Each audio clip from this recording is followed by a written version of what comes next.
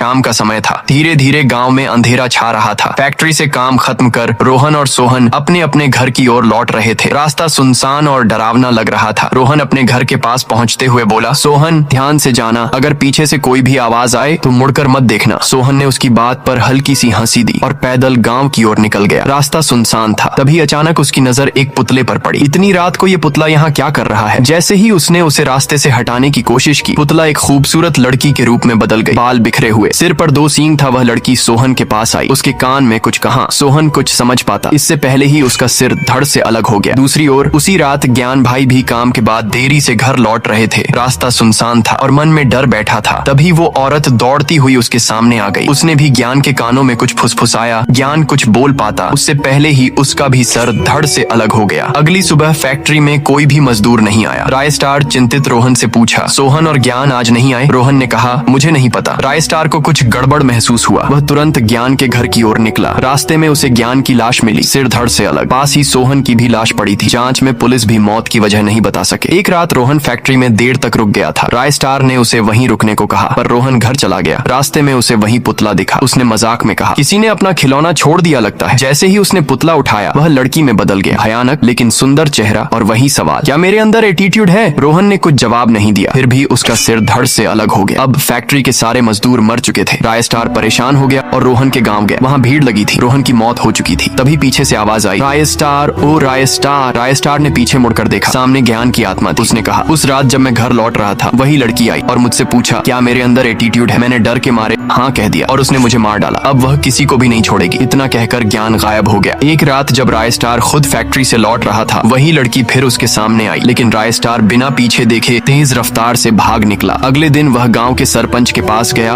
और पूछा, सरपंच जी, इस लड़की के बारे में कुछ जानते हैं? सरपंच ने गहरी सांस ली और कहा, कुछ साल पहले इस गांव में मोनिका नाम की सुंदर लड़की रहती थी। उसके पीछे हजारों लड़के पागल थे, लेकिन एक दिन टाइटन नाम का वहशी आदमी उसे रास्ते में रोकता है और अपने प्यार का इजहार करता है। मोनिका ने उसे थप्पड़ मार दिया। अपमानित होकर टाइटन ने एक रात मोनिका पर हमला किया। उसके कपड़े फाड़ दिए, उसे जलील किया और उसका गला काट डाला। मोनिका की आत्मा अब इस गांव में भटक रही है। वह हर किसी से बस एक ही सवाल पूछती है, क्या मेरे अंदर एटीट्यूड है? जो भी हाँ कहता है उसकी मौत तय है। मोनिका फिर लौटेगी, इस बार और भी खतरनाक होकर। तैयार हो तो कमेंट करो, मोनिका इज बैक।